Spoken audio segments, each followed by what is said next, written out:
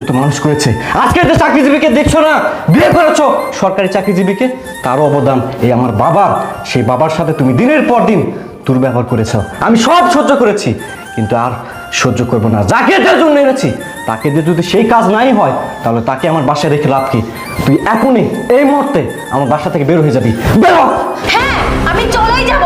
কেনই বা যাব না? তোমার তো চাকরিটাও চলে গেছে, আর তোমার বাবার দাসীগিরি করার জন্য কি তুমি আমাকে নিয়ে আসছো?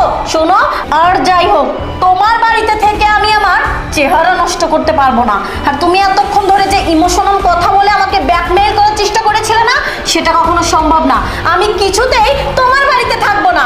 তুমি আমাকে বের হয়ে যেতে বললেও যেতাম, না বললেও যেতাম। একটা বেকারের সাথে থেকে অন্তত বাপ বেটার মতো ভিক্ষা করার।